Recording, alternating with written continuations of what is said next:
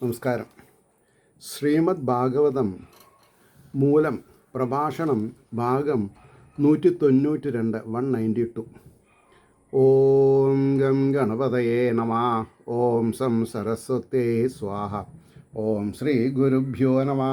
ഓം ശ്രീ രംഗനാഥ ശർമ്മണേ നമഃ. നാരായണ നാരായണ നാരായണ നാരായണ നാരായണ നാരായണ നാരായണ നാരായണ നാരായണ നാരായണ നാരായണ. ഓം ശ്രീകൃഷ്ണാർപ്പണമസ്തു. ഓം ശ്രീകൃഷ്ണായ പരമാത്മനേ നമഃ. ഓം ശ്രീകൃഷ്ണായ പരമാത്മനേ നമഃ. ഹരേ രാമ രാമ രാമ ഹരേ ഹരേ, ഹരേ കൃഷ്ണ കൃഷ്ണ കൃഷ്ണ ഹരേ ഹരേ. ഓം ശ്രീ രുക്മിണീ സത്യഭാമ സമേത ശ്രീ ഗോപാലകൃഷ്ണസ്വാമിനേ നമഃ. ഓം നമോ ഭഗവതേ വാസുദേവായ. ശ്രീമദ് ഭാഗവതം തൃതീയ സ്കന്ധം 1-ാം അധ്യായം. ഇപ്പം നമ്മൾ 12 സ്കന്ധമുള്ളതിൽ ആദ്യത്തെ 2 സ്കന്ധം ഭാഗവതത്തിൻ്റെ പ്രിയാമ്പിളാണ്. അത് നമ്മൾ പറഞ്ഞു കഴിഞ്ഞു. ഈശ്വരാനുഗ്രഹം കൊണ്ട് ഞാൻ അത്രേ പറയുള്ളൂ. അപ്പോൾ ഇനി തൃതീയ സ്കന്ധം. അപ്പോൾ 8 വോള്യമാണ് ആഖ്യാനം. അതിലൊരു 2 സ്കന്ധമുള്ള ഒരു ഭാഗം കഴിഞ്ഞു. ഇനിയിപ്പോൾ 2ാമത്തെ വോള്യം ടെസ്റ്റാണ് നമ്മൾ ഇന്ന് മുതൽക്ക് കൈകാര്യം ചെയ്യണത്. അപ്പോൾ അതിൽ 1-ാം അധ്യായം ശ്രീ ശുക ഉവാച. അപ്പോൾ ഓരോരോ അധ്യായത്തിന് പേരുണ്ട്. സത്യം പറഞ്ഞാൽ കഴിഞ്ഞ ഈ 191 എപ്പിസോഡിൽ അത് ഞാൻ പറഞ്ഞിട്ടില്ല. അതെനിക്കൊരു വിഷമമായിട്ട് തോന്നി. പിന്നെ ഇനി മേലിൽ നമുക്ക് ശ്രദ്ധിക്കാം. അപ്പോൾ ഇവിടെ 1-ാമത്തെ അധ്യായം ധൃതരാഷ്ട്രരെ ഉപേക്ഷിച്ചു പോയ വിദുരർ ഉദ്ധവരെ കാണുന്നു. ഇതാണ് ഇതിൻ്റെ ഹെഡിങ്. ധൃതരാഷ്ട്രരെ ഉപേക്ഷിച്ചു പോയ വിദുരർ ഉദ്ധവരെ കാണുന്നു. അപ്പോൾ ശ്രീ ശുക ഉവാചാം. 1-ാം ശ്ലോകം. ഏവം ഏതൽ പുരാ പൃഷ്ടോ മൈത്രേയോ ഭഗവാൻ കില ക്ഷത്രാവനം പ്രവിഷ്ടേന ത്യക്ത്വാ സ്വഗൃഹം ഋദ്ധിമത്. ഋദ്ധിമത്. ഏവമേതൽ പുരാ പൃഷ്ടോ മൈത്രേയോ ഭഗവാൻ കില ക്ഷത്രാവനം പ്രവിഷ്ടേന ത്യക്ത്വാ സ്വഗൃഹം ഋദ്ധിമത് എന്നാണ്. അപ്പോൾ അതിൻ്റെ വാക്കാർത്ഥം സമൃദ്ധിയുള്ളതായ തൻ്റെ ഗൃഹത്തെ ഉപേക്ഷിച്ചിട്ട്, കുറച്ച് ബുദ്ധിമുട്ടുള്ള കാര്യമാണ് അല്ലേ? അതാണ് ധൈര്യം. ഈശ്വരനുണ്ട് എൻ്റെ ഒപ്പം. അതാർക്കാ പറയാൻ പറ്റുള്ളൂ? വിദുരരെ പോലുള്ളൊരു മഹാനുഭാവനും മാത്രമേ. ധർമ്മം വധ ധർമ്മം ചര, ധർമ്മം രക്ഷിക്കുന്ന. ആരാണ് ധർമ്മത്തെ പറയണത്, ധർമ്മത്തിൽ ചരിക്കണത്? അവരെ ധർമ്മം സംരക്ഷിക്കും. അപ്പോൾ വനത്തെ പ്രവേശിച്ചിരിക്കുന്ന ക്ഷത്താവിന, ഈ ക്ഷത്താവ് എന്നുള്ളത് വിദുരരുടെ ഒരു അപരനാമമാണ്. പണ്ട് ജ്ഞാനാതിപൂർണനായ മൈത്രേയ മഹർഷി, ജ്ഞാനം പരിപൂർണനായിട്ടുള്ള മൈത്രേയ മഹർഷി ഇത് എപ്രകാരം ചോദിക്കപ്പെട്ടു. അതായത് ഇവർ രണ്ടാളും കൂടി കാട്ടിൽ വെച്ച് കണ്ടുമുട്ടി. ഇവിടെ കുറച്ച് ജാസ്തി പറയാണ്ട്. എന്താ? 3-ാമത്തെ സ്കന്ധത്തിൽ 33 അധ്യായങ്ങളെ കൊണ്ട് സർഗം എന്ന് പറയുന്ന ഒരു വിശേഷണം, 10 വിശേഷണ ഭാഗവതത്തിന്. സർഗം അത് 1-ാമത്തെ. അപ്പോൾ 3-ാമത്തെ സ്കന്ധം മുതൽക്കാണ് ഈ ലക്ഷണങ്ങൾ പറയുക. അപ്പോൾ ഇത് സർഗം 33 അധ്യായങ്ങളാണ് ഉള്ളത് എന്ന് പറയപ്പെടുന്ന ഈശ്വരൻ്റെ 1-ാമത്തെ ലീലയെ സുഖമഹർഷി പരീക്ഷത്തിന് ഉപദേശിക്കുന്നു. സൃഷ്ടി ചെയ്യണമെന്നുള്ള ഈശ്വരേച്ഛ നിമിത്തം തന്നിൽ ലയിച്ചിരിക്കുന്ന പ്രകൃതി ഗുണങ്ങളായ സത്വാദികൾക്ക് ഇളക്കമുണ്ടാകുന്നു. അപ്പോഴാണ് ഈ സത്വത്തിന് ഇളക്കം വരുമ്പോഴാണ് മറ്റത് തലപൊക്കുക. ഏത്? ഈ രാജസവും തമസ്സും രജോ ഗുണവും തലപൊക്കുക. അപ്പോൾ പ്രകൃതി ഗുണങ്ങൾ സത്വാദികൾക്ക് ഇളക്കമുണ്ട്. ഈ ഇച്ഛയെ ഈശ്വരൻ പ്രകൃതിയെക്കുറിച്ച് കടാക്ഷിച്ചതായിട്ട് വേദത്തിൽ പറഞ്ഞിരിക്കുന്നു. സ ഐക്ഷത ബഹുസ്യാം പ്രജയേയാ എന്നാണ് ആ വേദവചനം. ഇപ്രകാരമുള്ള ഈശ്വര കടാക്ഷത്താൽ ക്ഷോഭിച്ച മായാഗുണങ്ങളുടെ പരിണാമത്തിൽ നിന്ന് ബ്രഹ്മമുണ്ടായി. മായയുടെ പരിണാമം കൊണ്ടാണ് ഈ ബ്രഹ്മാണ്ടമുണ്ടായി. ആ ക്രമത്തെ വിവരിക്കുന്നതാണ് സർഗം എന്ന് പേർ പറയുന്നത്. 1-ാം അധ്യായത്തിൽ ബന്ധുക്കളെ വെടിഞ്ഞ കാട്ടിൽ പ്രവേശിച്ച വിതുരർ ഉദ്ധവരെ കണ്ട് സംഗതിയെക്കുറിച്ച് വിവരിക്കും. 2 വിധത്തിലാണ് ശ്രീമദ് ഭാഗവത സമ്പ്രദായം. ഭാഗവതത്തിൻ്റെ സംവാദ രൂപം 2 തരത്തിലുണ്ട്. എങ്ങനെയാ? ഒന്നാമത്തേത് ഒരു സംഗതി ചുരുക്കി പറയുക, പിന്നെ ആ സംഗതിയെ തന്നെ ഒന്നുകൂടി വിസ്തരിക്കുക. ശ്രീനാരായണൻ ബ്രഹ്മാവിനും ബ്രഹ്മാവ് നാരദനും ഉപദേശിച്ച സംഗതിയെ ഇതിനു മുമ്പ് സംക്ഷേപിച്ചു പറഞ്ഞു, ഇനി അതിനെ വിസ്തരിച്ച് പറയും. പിന്നെ ആദിശേഷൻ സനൽകുമാരൻ സാഖ്യായനൻ എന്ന മഹർഷിക്കും വിസ്തരിച്ച് ഉപദേശിച്ചു. 2-ാമത്തെ സ്കന്ധത്തിൽ ശ്രീനാരായണ ബ്രഹ്മസംവാദത്തിൽ നാരായണൻ ബ്രഹ്മാവിനെ ഉപദേശിച്ചു. സംക്ഷേപമായിട്ട് ഭാഗവതത്തെ പറഞ്ഞു. അതിനെ തന്നെ ബ്രഹ്മനാരദ സംവാദമായിട്ട് കുറേ വിസ്തരിച്ചും കാണിച്ചു. അതിനെ തന്നെ ആദിശേഷൻ അധികം വിസ്തരിച്ചു പറഞ്ഞതിനെ കാണിപ്പാനാണ് 3-ാമത് മുതൽക്കുള്ള സ്കന്ധങ്ങളുടെ ഭാവം. 3-ാമത്തെ സ്കന്ധത്തിൽ ആദ്യത്തെ 4 അധ്യായങ്ങളിൽ വിതുരർ മൈത്രേയ മഹർഷിയെ കണ്ട സംഗതിയെയും, പിന്നെ 8 അധ്യായങ്ങൾ കൊണ്ട് കാരണാദി സൃഷ്ടി സംഹിതമായ സർഗപ്രപഞ്ചത്തെയും, പിന്നെ 7 അധ്യായങ്ങൾ കൊണ്ട് വിസർഗം എന്ന ലീലയെ വർണ്ണിക്കുന്ന ഘട്ടത്തിലുണ്ടായ വരാഹാവതാരത്തെക്കുറിച്ചും, 1 അധ്യായം കൊണ്ട് വിസർഗ സമാഹാരത്തെയും, പിന്നെ 4 അധ്യായങ്ങൾ കൊണ്ട് അതിൻ്റെ പ്രസംഗാവസരത്തിൽ നേരിട്ടതായ കപിലാവതാരത്തെയും, പിന്നെ 9 അധ്യായങ്ങൾ കൊണ്ട് കപില ചരിത്രത്തെയും പറഞ്ഞിരിക്കുന്നതായ 33 അധ്യായങ്ങൾ കൊണ്ട് 3-ാമത്തെ സ്കന്ധം അവസാനിപ്പിക്കുന്നു. ഇതാണ് ഈ 3-ാമത്തെ സ്കന്ധത്തിൻ്റെ ഒരു പ്രിയാമ്പിള്. അത് കഴിഞ്ഞിട്ട് എന്താ പറഞ്ഞത്?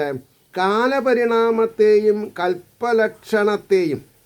കൽപ്പലക്ഷണത്തെയും പത്മം എന്ന കൽപ്പത്തെയും പറയാമെന്ന് ചെയ്തതായ പ്രതിജ്ഞയെ നിർവഹിപ്പാൻ ശ്രീ ശുഗമുനി കഥ ആരംഭിക്കുന്നു. ഐശ്വര്യസമൃദ്ധിയുള്ള സ്വഗൃഹം വെടിഞ്ഞ് വിതുരർ കാട്ടിൽ പ്രവേശിച്ചപ്പോൾ ജ്ഞാനാദി ഗുണസമ്പന്നനായ മൈത്രേയ മഹർഷിയെ അവിടെ കണ്ടു. ഇപ്പോൾ എന്നോടങ്ങ് ചെയ്ത ചോദ്യം തന്നെ വിതുരർ മൈത്രേയരോട് ചോദിച്ചു. പ്രപഞ്ചത്തിൽ വൈരാഗ്യം ജനിച്ചതാണ് വനഗമനത്തിന് കാരണം എന്ന് കാണിപ്പാനാണ് സമൃദ്ധമായ ഗൃഹം എന്നുള്ള വിശേഷണം ഉപയോഗിച്ചത്. അപ്പോൾ ഒരു വ്യക്തി വീട് ഉപേക്ഷിക്കുന്നത് എന്തിനു വേണ്ടിയിട്ടാണ്? സന്യാസം സ്വീകരിക്കുക, അതുകൂടെ മോക്ഷത്തെ പ്രാപിക്കുക. ഇത് ഗ്രന്ഥത്തിലുണ്ടെങ്കിലും ആരും ചെയ്ത് കാണണില്ല. അത് വലിയൊരു പാകപ്പശവാണ്. മനസ്സിലായില്ലേ? അപ്പോൾ ജ്ഞാനിയായ മൈത്രേയരെ കാണാനും സംഗതി വന്നു. വീട്ടിലിരുന്നാൽ ആരും വന്ന് കാണില്ല, വൃദ്ധനല്ലേ, വൃദ്ധാവസ്ഥയിലല്ലേ എന്ന് പറഞ്ഞ് സമാധാനിപ്പിക്കും. നമ്മൾ വീട് വിട്ടാലോ സജ്ജനങ്ങളായിട്ടുള്ള സംസർഗം ഉണ്ടാവും. അത് സമൂഹത്തിനും വ്യക്തിക്കൊക്കെ നേട്ടാവും ചെയ്യും. ആചാര്യലാഭമാണ് ജ്ഞാനോൽപത്തിക്കുള്ള അടുത്ത കാരണം. ജ്ഞാനം ഉൽപ്പന്നമാവണമെങ്കിൽ ഒരു ഗുരുനാഥനെ കിട്ടണം. അപ്പോൾ വിതുരര് എന്താ പറയുക, സാക്ഷാൽ ധർമ്മദേവൻ്റെ അവതാരമാണെങ്കിലും മനുഷ്യനായിട്ടുള്ള കാര്യമാവുമ്പോൾ മൈത്രേയ മഹർഷിയിൽ നിന്ന് ഉപദേശം കിട്ടത്തക്ക വിധത്തിൽ ഒരു സംഗതി, ഒരു ഡ്രാമ വരികയാണ്. മനസ്സിലായില്ലേ? ഇനി അതിൻ്റെ 2-ാമത്തെ ശ്ലോകം പറയാം. യദ്വാ അയം മന്ത്രകൃദ്വോ ഭഗവാൻ അഖിലേശ്വര പൗരവേന്ദ്രഗൃഹം ഹിത്വാ പ്രവേശാത്മസാത്കൃതം. യദ്വാ അയം മന്ത്രകൃദ്വോ ഭഗവാൻ അഖിലേശ്വര പൗരവേന്ദ്രഗൃഹം ഹിത്വാ പ്രവിവേശാത്മസാത്കൃതം. നിങ്ങളുടെ ആലോചനയെ കൊണ്ടുചെന്ന ഐശ്വര്യപൂർണനായ സമസ്തേശ്വരൻ, ബ്രാഹ്മണ ക്ഷത്ര വൈശ്യശൂദ്ര എല്ലാവരുടെയും സമസ്തമായ ഈശ്വരനാണ്. പൗരവ ശ്രേഷ്ഠഭാവത്തെ ഉപേക്ഷിച്ചിട്ട്, അതായത് മന്ത്രിസ്ഥാനത്തെ ഉപേക്ഷിച്ചിട്ട് ഏതൊരു ഗൃഹത്തെ സ്വന്തമെന്ന വിചാരത്താൽ പ്രവേശിച്ചുവോ. ഏത് കാടിനെ സ്വന്തമാണെന്ന് വിചാരിച്ചിട്ടാണ് വീട് വിട്ടിറങ്ങുന്നത്. ഇനി അതിൻ്റെ ഒരു ഭാവാർത്ഥം, വിതുരഗൃഹത്തിൻ്റെ പരമശുദ്ധിയെ പ്രകാശിപ്പിക്കുവാൻ പൂർവം നടന്ന ഒരു സംഗതിയെ പറയുന്നു. വിതുരരുടെ ഗൃഹം സാധാരണ ഗൃഹമല്ല, സദാസമയത്തും ഈശ്വരപൂജയാണ് അവിടെ. ഈശ്വര ധ്യാനം. ഭാര്യയാണോ വലുത്, ഭർത്താവാണോ വലുത്? വിതുരരുടെ ഭാര്യ അതിലേറെ കമ്മത്തിയാണ്. അപ്പോൾ നിങ്ങളുടെ പിതാമഹന്മാരുടെ കാര്യം പറയുവാൻ പോയ ഭഗവാൻ സകലൈശ്വര്യപൂർണനായ ശ്രീകൃഷ്ണൻ പൗരവശ്രേഷ്ഠനായ ദുര്യോധനൻ്റെ ക്ഷണം സ്വീകരിക്കാതെ ഏതൊരു ഭവനത്തെ സ്വഭവനം എന്ന ഭാവത്തോടുകൂടെ പ്രവേശിച്ചു പോകും. ഞാൻ എൻ്റെ ദ്വാരകയിലേക്ക് പ്രവേശിക്കണമെന്ന് പറഞ്ഞിട്ടാണ് ഭഗവാൻ വിതുരരുടെ ഭവനത്തിലേക്ക് കാലുകുത്തുന്നത്. ആലോചിച്ച് നോക്കണം ആ ഒരു മാനസികാവസ്ഥ. ഭഗവാന്റെ ഗൃഹമാണിത്, എൻ്റെ ഗൃഹമാണിത്. അപ്പോൾ വിതുരർ മഹാശയൻ്റെ മനസ്സിൽ ഭഗവാൻ എങ്ങനെ തിങ്ങി വെങ്ങി കളിക്കണം. ഏതൊരു ഭവനത്തെ സ്വഭവനം എന്ന ഭാവത്തോടു കൂടെ പ്രവേശിച്ചുവോ ആ വിതുര ഭവനത്തിൻ്റെ സമൃദ്ധിയും പരിശുദ്ധിയും എത്രയെന്ന് ഓർത്തുകൊള്ളുക. It is up to you. നിങ്ങളുടെ മഹിമാവർണ്ണനത്തിൻ്റെ ഗൗരവം എത്രത്തോളമുണ്ട് അത്രത്തോളം നിങ്ങൾക്ക് വർണ്ണിക്കാം. ആ ഗൃഹത്തെയും ഉപേക്ഷിച്ച് അങ്ങനെയുള്ള ആ ഗൃഹത്തെയും ശ്രീകൃഷ്ണൻ ദ്വാരകയായിട്ട് മനസ്സിരുത്തി വന്നിട്ട് കയറിയിട്ടുള്ള ഇതിനും കൂടി വിടണം എന്ന് പറഞ്ഞാൽ അദ്ദേഹത്തിൻ്റെ മനസ്സിൻ്റെ ക്ഷോഭ എത്ര ഉണ്ടായിരിക്കും. ആ ക്ഷോഭ എന്തിനു വേണ്ടിയിട്ടാണ്? ഈശ്വരനെ പറ്റി കൂടുതൽ അറിയാൻ ഉദ്ധവരെയും തദ്വാര മൈത്രേയ മഹർഷിയെയും കാണാൻ ഭഗവാൻ കൽപ്പിച്ചിട്ടുണ്ട് എന്ന സത്യവസ്തുവിനെ പ്രകൃഷ്ടേന കൈകാര്യം ചെയ്യാൻ ഇവിടെ.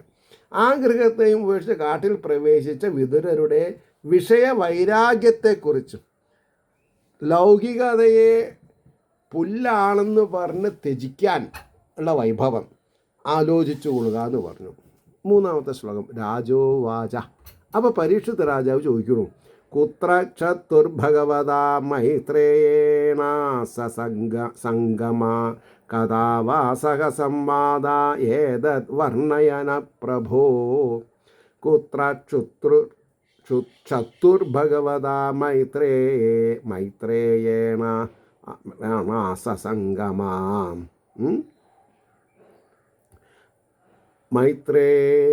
മൈത്രേയൻ ആസസംഗമ എന്ന് വരും. കഥാവാസഹ സംവാദ ഏതത് വർണ്ണയന പ്രഭോ. മണിയടിച്ചു. ഭഗവാനെ കാണാനുള്ള ധൃതിയിലാണല്ലോ വിതുരർ ഇറങ്ങിയത്. അതാണ് മണിയടിച്ചത് എന്ന് പറയാം. മനസ്സിലായില്ലേ?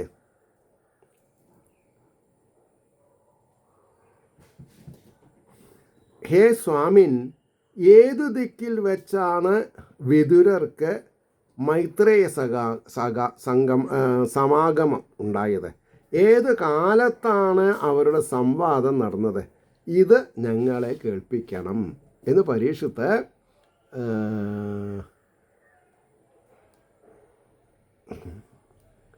വ്യാസപുത്രരായ ശുഗബ്രഹ്മോഷോട് ചോദിച്ചു. അപ്പോൾ നാലാമത്തെ ശ്ലോകം നഹി അല്പാർത്ഥോദയസ്തസ്യ അല്പാർത്ഥോ നഹി അല്പാർത്ഥോദയസ്തസ്യ വിദുരസ്യ അമലാത്മന.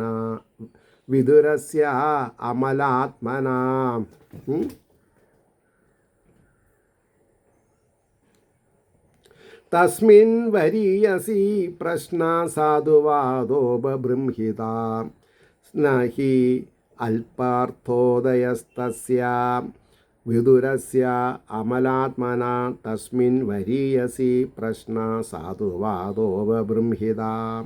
നിർമ്മലമായ മനസ്സോടുകൂടിയ ആ വിദുരൻ്റെ വരീയസി തസ്മിൻ ശ്രേഷ്ഠനായ അവനിൽ ചോദ്യം അല്പമായ അർത്ഥത്തിൻ്റെ ഉദയത്തോടു കൂടിയത് ആയിരിക്കില്ല. അതായത് ഈ മൈത്രേയ ഉദ്ധവ സംവാദം അല്ലെങ്കിൽ ഉദ്ധവരെ കണ്ട് മൈത്രേയിലേക്ക് എത്തപ്പെടാനുള്ള വഴിയൊക്കെ എങ്ങനെയാണ്? അർത്ഥത്തിൻ്റെ അല്പമായ അർത്ഥത്തിൻ്റെ ഉദയത്തോടു കൂടി ആയിരിക്കില്ല, വലിയ അർത്ഥമുള്ളതാണെന്ന് അർത്ഥം, ബൃഹത്താണെന്ന് അർത്ഥം. സാധുചരിതം അധികമുള്ളതായിരിക്കും. സാധുചരിതം, സാത്വിക ഗുണനിധികളുടെ ചരിതം അധികമുള്ളതായിരിക്കും. ഇനി അതിൻ്റെ ഒരു ഭാവാർത്ഥം, അന്യകഥകളെ ചോദിക്കാതെ ഈ കഥ പറവാൻ ആവശ്യപ്പെട്ടതിന് കാരണം പറയുന്നു. ഉത്കൃഷ്ടനായ മൈത്രേയരോട് നിർമ്മല ചിത്തനായ വിതുരർ ചെയ്ത ചോദ്യത്തിൽ അല്പമായ കാര്യമല്ല അടങ്ങിയിരിക്കുക. സാധുജനങ്ങളെ ആനന്ദിപ്പിക്കുന്ന കഥ അതിലധികം ഉണ്ടായിരിക്കും എന്ന് ഇദ്ദേഹം പറഞ്ഞു വിചാരിക്കണം. അപ്പോൾ സൂതർ ശൗനകാദികളോട് പറയാണ്, ഇങ്ങനെയാണ് പരീക്ഷിത്ത് മഹാരാജാവ് ശുഖബ്രഹ്മർഷിയോട് ചോദിച്ചത് എന്നാണ് ഇനി പറയാൻ പോണത്. സ ഏവം ഋഷിവര്യോ അയം പൃഷ്ടോ രാജ്ഞാ പരീക്ഷിത പ്രത്യാഹതം സുബഹുവിത് പ്രീതാത്മാ ശ്രൂയതാം ഇതി. സ ഏവം ഋഷിവര്യോ അയം പൃഷ്ടോ രാജ്ഞാ പരീക്ഷിത പ്രത്യാഹതം സുബഹുവിത് പ്രീതാത്മാ ശ്രൂയതാം ഇതി. പരീക്ഷിത്ത് രാജാവിനാൽ ഇപ്രകാരം ചോദിക്കപ്പെട്ട ഋഷിശ്രേഷ്ഠനും നന്നെ വളരെ അറിവുള്ളവനുമായ ഇദ്ദേഹം മനസ്സന്തോഷമുള്ളവനായിട്ട് കേട്ടാലും എന്നിങ്ങനെ ആ രാജാവിനോട് മറുപടി പറഞ്ഞു എന്ന് പറയണം. ഇനി അതിൻ്റെ ഭാവാർത്ഥം സൂതൻ പറഞ്ഞു, പരീക്ഷിത്ത് രാജാവ് ഇങ്ങനെ ചോദിച്ചപ്പോൾ ഋഷിശ്രേഷ്ഠനും അനേക വിഷയങ്ങളെ നന്നായി അറിഞ്ഞിരിക്കുന്നവനുമായ ശുഗമുനി മനസ്സന്തോഷത്തോടുകൂടെ കേട്ടുകൊള്ളുക എന്ന് പറഞ്ഞും കൊണ്ട് ഉത്തരം പറവാൻ തുടങ്ങി. ശ്രീ ശുഗ ഉവാചാം യഥാതു രാജ സസുദാന സാധൂൻ പൂഷ്ണന്ന ധർമ്മേണ വിനഷ്ടദൃഷ്ടി ഭ്രാതുര്യവിഷ്ടസ്യ സുതാൻ വിബന്ധൂൻ പ്രവേശലക്ഷാ ഭവനേ ദദാഹാം.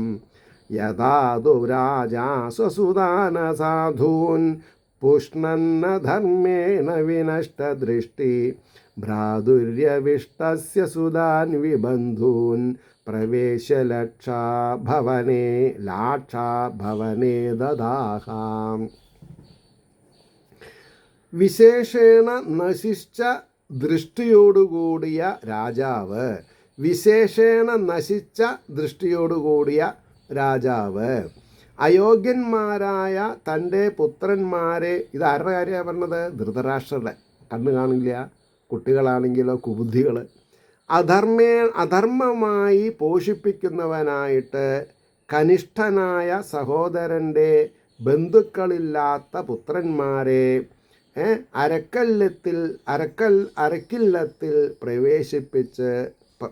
പ്രവേശിപ്പിച്ചിട്ട് എപ്പോൾ ദഹിപ്പിച്ചുവോ, അതായത് കത്തിച്ചാമ്പലായി എന്ന് വിചാരിച്ചു ഇവർ. പക്ഷേ വിതുരർ മഹാശയൻ തൻ്റെ ചില എന്താണെന്നാ പറയുക, ചാരന്മാർ മുഖേന ഈ വിവരം അറിഞ്ഞ് ഈ അരക്കില്ലത്തിൽ നിന്ന് പാണ്ഡവന്മാർക്ക് രക്ഷപ്പെടാൻ ഒരു ഗുഹ നിർമ്മിച്ചിട്ടുണ്ടായിരുന്നു. അതൊന്നും ഇവർക്കറിയില്ല. അത് ഭീമനെ വിളിച്ച് വിതുരരെ പറഞ്ഞ് മനസ്സിലാക്കിയിട്ടുണ്ട്, അമ്മയെയും സഹോദരന്മാരെയും എങ്ങനെ രക്ഷിക്കണം. അപ്പോൾ എന്തിനാണ് ഭീമനോട് പറഞ്ഞത്? ഭീമൻ അതിനുള്ള കായിക ശക്തിയുണ്ട്. ഇവരേനൊക്കെ എടുത്ത് ഒരു തീപന്തത്തിൻ്റെ ദൃഷ്ടിയിൽ തുരങ്കപാതയിൽ കൂടെ നടന്ന് രക്ഷപ്പെടാൻ, കാനനത്തിൽ കയറി രക്ഷപ്പെടാനുള്ള മാർഗം പറഞ്ഞു കൊടുത്തിട്ടുണ്ട്. ഈ ഒരു സംഭവമൊക്കെ ഉണ്ടല്ലോ, വായിച്ച് ഉന്മാദ ബുദ്ധി എന്ന് പറഞ്ഞെന്താ, സാക്ഷിയായിട്ട് ഈശ്വരീയത കണ്ണിന് കാണാം ഇതിൽ അർത്ഥതലങ്ങൾ എത്തുമ്പോൾ. അപ്പോൾ ഇനി അതിൻ്റെ ഭാവാർത്ഥം പറയണം. വിതുരൻ വനത്തിലേക്ക് പോവാൻ കാരണമായിരുന്ന കൗരവ അപരാധങ്ങളെ, കൗരവ അപരാധങ്ങളെ വിവരിക്കുന്നു. ഉള്ളിലെ വിചാരരൂപമായ കണ്ണിനും, ഉള്ളിലെ കണ്ണിനാണ് വിചാരരൂപമായ കണ്ണ്. ഇന്ദ്രിയ ശക്തി അല്ലാതെ മനോബലാണ്, മനസ്സ് അല്ലേ? ഇത് മറക്കരുത്. ഈ ഉള്ളിലെ വിചാരരൂപമായ അകക്കണ്ണ്, പുറമേയുള്ള കണ്ണുകൾക്കും കാഴ്ചയില്ലാതെയായ ധൃതരാഷ്ട്ര മഹാരാജാവ് ദുസ്വഭാവികളായ സ്വപുത്രന്മാരെ, ദുര്യോധനാദികളെ ധർമ്മം വിട്ടും അഭിവൃദ്ധിപ്പെടുത്തിക്കൊണ്ട്. അപ്പോൾ ഈ മഹാഭാരതവും ഭാഗവതമൊക്കെ പഠിച്ചാൽ ധർമ്മത്തിൽ നിന്ന് വ്യതിചലിക്കില്ല. അതാണ് സത്യം. ധർമ്മത്തിൽ നിന്ന് വ്യതിചലിക്കില്ല. ധർമ്മത്തിൽ നിന്ന് വ്യതിചലിച്ചാൽ അധോഗതിയായി. ഇന്ന് ഭാരതത്തിൽ കൂടുതൽ ആൾക്കാർ അധോഗതിയെ പ്രാപിക്കാനുള്ള കാരണം സമർത്ഥമായ ധാർമ്മിക വിഷയങ്ങളിൽ നിന്ന് പിന്തിരിഞ്ഞു. കേരളത്തിൽ പ്രത്യേകിച്ച് കഴിഞ്ഞ 10-60 കൊല്ലമായിട്ട് പാഠ്യവിഷയങ്ങളിലൊക്കെ ലൗകിക കാര്യങ്ങളാണ് പറയുന്നത്. ടെന്നീസ് അല്ലെങ്കിൽ ക്രിക്കറ്റ്, ഇതൊക്കെയാണ് സബ്ജക്റ്റ്. അല്ലാണ്ട് ദൈവികമായ കാര്യങ്ങളൊന്നും പറയുന്നില്ല. അതൊക്കെ സമൂഹത്തെ വലിച്ചിട്ടുണ്ട്, വെക്കോൽത്തുരുമ്പാക്കിയിട്ടുണ്ട്. സൂര്യൻ ഒന്ന് എന്താണെന്നാ പറയുക, കടുപ്പിച്ച് സൂര്യരശ്മി വന്നാൽ കത്തിപ്പോവും കേരളത്തിലത്തെ ആൾക്കാർ. കാരണം എന്താ? അത്രയും ദുഷിച്ച മാർഗത്തിലാണ് സഞ്ചരിക്കുന്നത്. അപ്പോൾ അരക്കില്ലത്തിൽ പ്രവേശിപ്പിച്ച് എപ്പോൾ ദഹിപ്പിച്ചുവോ? അടുത്ത ശ്ലോകം 7. യഥാ സഭായാം ഗുരുദേവദേവ്യാ കേശാഭിമർഷം സുതകർമ്മഗർഹ്യം ന വാരയാമാസ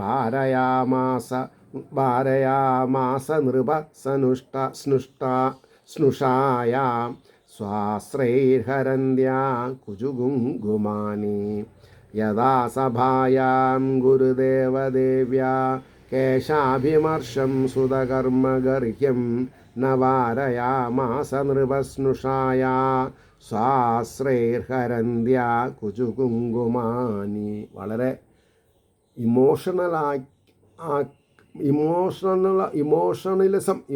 ഇല്ലാണ്ട് കാര്യം മനസ്സിലാവില്ല. രാജാവ്, അതായത് ധൃതരാഷ്ട്ര രാജാവ് സഭയിൽ വെച്ച് ഗുരുരാജഭാര്യയും മാറിടത്തിലെ കുങ്കുമങ്ങളെ അവളുടെ കണ്ണീര് കൊണ്ട് കഴുകിക്കളയുന്നവളും തൻ്റെ പുത്രഭാര്യയുമായവളുടെ എന്ന് പറഞ്ഞാൽ ധൃതരാഷ്ട്ര മഹാരാജാവിൻ്റെ അനിയൻ പാണ്ഡു മഹാരാജാവിൻ്റെ മക്കളായിരിക്കുന്ന ധർമ്മപുത്രാദികളുടെ 5 പേർക്കും കൂടി ഒരു ഭാര്യയായിരിക്കുന്ന പാഞ്ചാലിയെ ഏകവസ്ത്രധാരിയായിട്ട് മാസമുറയിലിരിക്കുമ്പോൾ തലമുടി ചുറ്റിപ്പിടിച്ച് വസ്ത്രാപഹരണം ചെയ്യാൻ കൗരവപ്രധാനിയായിരിക്കുന്ന ദുര്യോധനൻ്റെ അനിയൻ ദുസ്സാസനൻ ശ്രമിച്ചു. അതാണ് പിന്നെ കൗരവരുടെ എന്താ പറയുക, ദുഃഖങ്ങൾക്ക് സ്ഥായിയായിട്ട് തുടങ്ങിയത്. ചൂത് കളിച്ചു, ഇവരെ തോൽപ്പിച്ചു, കാട്ടിലേക്ക് അയച്ചു, കാട്ടിൽ നിന്ന് മടങ്ങി വന്നു, ഇവർ കൊടുത്തില്ല. അത് പിന്നെ മഹാഭാരത യുദ്ധമായിട്ട് മാറി. അപ്പോൾ ആ പുത്രഭാര്യയുമായവളുടെ പാഞ്ചാലിയുടെ തലമുടിയെ സ്പർശിച്ചതും നിന്ദിക്കത്തക്കതുമായ പുത്രപ്രവൃത്തിയെ എപ്പോൾ തടുത്തില്ലയോ? ദുസ്സാസന, അരുത് എന്നൊരു വാക്ക് ധൃതരാഷ്ട്ര പറഞ്ഞ കാര്യം കഴിഞ്ഞു. പക്ഷേ അവിടെ പിന്നെ മഹാഭാരത യുദ്ധം ഉണ്ടാവില്ല. അപ്പോൾ കൃഷ്ണൻ്റെ ചമത്കാരമാണ് അന്ധനായിരിക്കുന്ന വൃദ്ധനെ കൊണ്ട് മൗനം ദീക്ഷിപ്പിച്ചത് എന്ന് നമുക്ക് പറയാം ധൈര്യമായിട്ട്. ഇനി അതിൻ്റെ ഒരു ഭാവാർത്ഥം. സഭയിൽ കണ്ണീർ കൊണ്ട് സ്ഥലങ്ങളിലുള്ള കുങ്കുമങ്ങളെ കഴുകിക്കളയുന്നവളും. പണ്ടത്തെ വസ്ത്രാഭരണ രീതി മുലക്കച്ച. അപ്പോൾ മുലക്കച്ചയിൽ കുങ്കുമം പൂശും എന്ന് പറഞ്ഞാൽ കാണുന്നവർക്ക് കാമം ഉദിക്കാണ്ട് ഭക്തിരസം ഉണ്ടാവണം. ഇതാണ് അതിൻ്റെ പൊരുൾ. ഇതൊക്കെ എന്താണെന്നാ പറയുക, കുങ്കുമം നെറ്റിയിൽ സീമന്തരേഖയുണ്ടെങ്കിൽ ആ കുട്ടി വിവാഹിതയാണ് എന്ന് അറിയിക്കാൻ വേണ്ടിയിട്ടാണ്. അപ്പോൾ ഈ സംജ്ഞകളൊക്കെ ഇന്നത്തെ ന്യൂ ജനറേഷൻ അറിയില്ല. അവർക്കിത് എന്തോ ഒരു ആവലാതി മാതിരിയാവും. അതല്ല എൻ്റെ വാസ്തവികത. അപ്പോൾ കുങ്കുമങ്ങളെ കഴുകിക്കളയുന്നവളും തൻ്റെ മരുമകളും അത് ധൃതരാഷ്ട്രരുടെ മരുമകളാണ്. പരമ്പരാഗതമായ കുരുരാജ്യത്തിന് ധർമ്മപ്രകാരം രാജാവായിരിക്കുന്ന ധർമ്മപുത്രൻ്റെ പട്ടമഹിഷിയുമായിരിക്കുന്ന ദ്രൗപദിയുടെ കേശങ്ങളെ തൻ്റെ പുത്രൻ സ്പർശിച്ചതായ നിന്ദിക്കത്തക്ക കർമ്മത്തെ ധൃതരാഷ്ട്ര മഹാരാജാവ് എപ്പോൾ വിരോധിക്കാതെ ഇരുന്നുവോ അപശകുനായി. 8ാമത്തെ ശ്ലോകം. ദ്യൂതേ സ്വധർമ്മേണ ജിതസ്യ സാധോ സത്യാവലംബസ്യ വനാഗതസ്യ നയാചതോ അദാത് സമയേന ദായം തമോജുഷാണോ യദജാതശത്രോ അജാതശത്രോ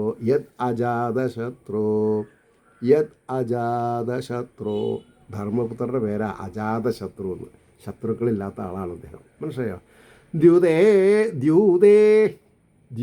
എന്ന് പറഞ്ഞാൽ ചൂതുകളി എന്നർത്ഥം. ദ്യൂതേ ത്വധർമ്മേണ ജിതസ്യ സാധോ സത്യാവലംബസ്യ വനാഗതസ്യ നയാചതോ അദാത് സമയേന ദായം തമോജുഷാണോ യത് അജാതശത്രോ.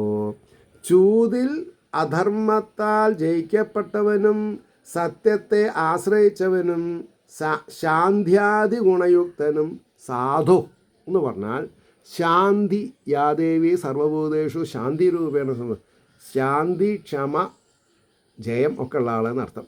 ശാന്ത്യാദി ഗുണയുക്തനും കാട്ടിൽ നിന്ന് ആഗമിച്ചവനും ശപഥപ്രകാരം യാചിച്ചവനുമായ ധർമ്മപുത്രർക്ക് അജാതശത്രു. ധർമ്മപുത്രർക്ക് അല്ലെങ്കിൽ അർത്ഥം വാക്കിനർത്ഥം പറയുമ്പോൾ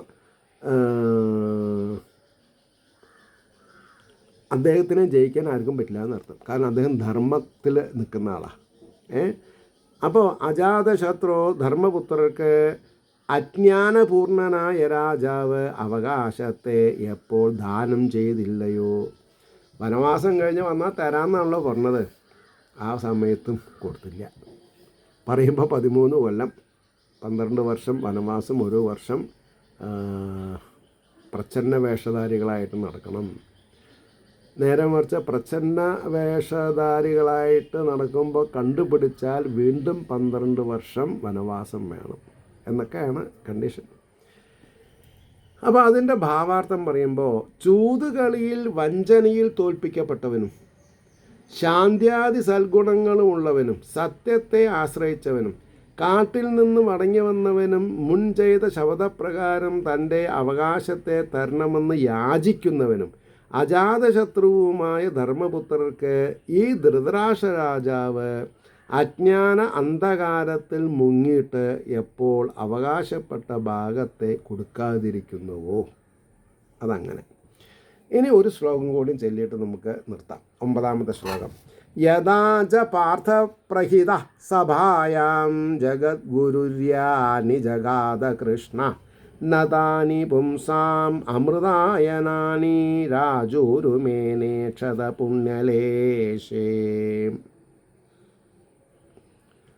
യഥാച പാർത്ഥപ്രഹിത സഭായാം ജഗദ്ഗുരുര്യാനി ജഗാദ കൃഷ്ണ നതാനി പുംസാം അമൃതായനാനി രാജോരുമേനേ ക്ഷത പുണ്യലേശ. പിന്നെയാണ് ഈ ഇന്ദ്രപ്രസ്ഥം ഉണ്ടാക്കി പാണ്ഡവന്മാരൊരു പുതിയ രാജധാനി ഉണ്ടാക്കി. ആ സഭാഗൃഹത്തിൽ വെച്ചിട്ട് കൃഷ്ണന് അഗ്രപൂജ ചെയ്തു രാജസൂയ യാഗത്തിൽ. അത് കഴിഞ്ഞ് അന്തഃപുരം നടന്നു കാണുന്ന സമയത്ത് മയൻ്റെ കലാവിരുതിൽ മോഹിച്ചു പോയ ദുര്യോധനാദികൾ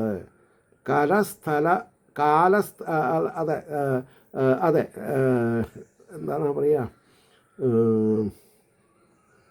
അതെ, സ്ഥലഭ്രമം ഉണ്ടാവുക.